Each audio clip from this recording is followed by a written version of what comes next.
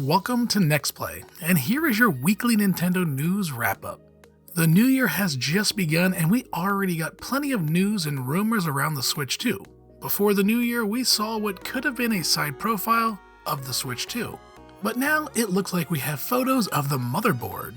Now, I'm no tech expert, so I can't tell you what we're looking at here, but from other videos and articles I've read, this may be the real deal.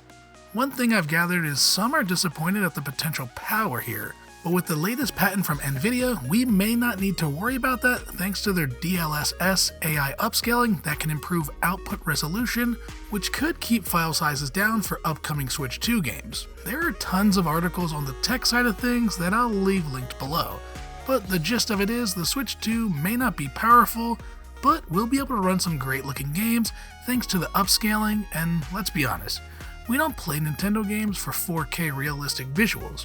We like unique art styles. Punch-Out may be out for the count. Imran Khan had a little to say about the beloved Nintendo series over on Reset Era.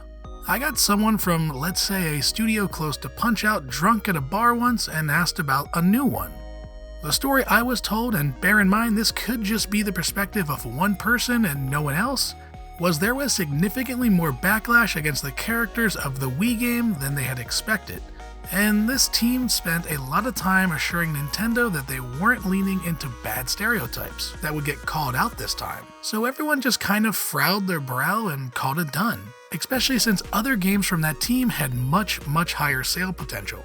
While this could be true, I think it's more likely that the gameplay loop of Punch-Out doesn't bode well with a $60 price tag or even a smaller game at a lower price. While the stereotypes don't help the case at all, this may be the reason we never see a re-release of the Wii game, but I also think Punch-Out is a product of its time and a new game seems pretty unlikely. TKO! Stardew Valley has officially sold more copies than Mario Kart Wii, making it the 15th best-selling game of all time, just under Wii Fit. While PC is where most of the sales came from, 7.9 million copies have been sold via the Switch. With continuous updates, Stardew could easily break into the top 10 over time. The last piece of news is weird, but Suda51, the creator behind No More Heroes and Killer 7, has announced his Game of the Year. Well, sort of. Speaking with Games Radar, Suda51 had this to say. Not that this game needs a shout out from me or anything, but the game I probably played and dug the most this year was The Legend of Zelda: Echoes of Wisdom. I doubt anyone needs me to recommend this title to them, but anyway, I felt like it was significantly different from a lot of the other bigger Zelda titles, a bit more cartoonish and closer to the older games in this series. But once you get into it, it really hooks you in.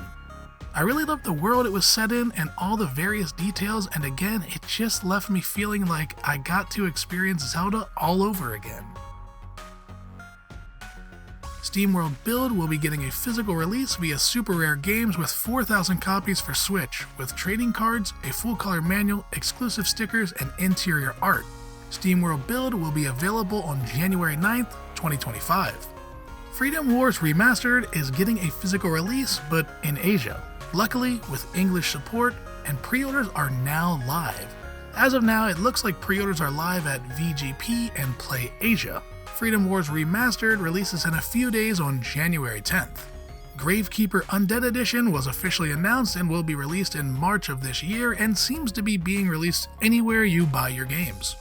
Five Nights at Freddy's Help Wanted 2 will be getting a physical release and seems to be being released anywhere you buy your games. Pre-orders are now live and currently has a release date of March 31st, which would be a strange release date as that's a Monday, but I guess it's possible. ACA Neo Geo Selections Volume 3 and 4 are now up for pre-order. These games will be Japanese imports, but will have multiple languages, one of which being English. Both collections are expected to release in April 2025.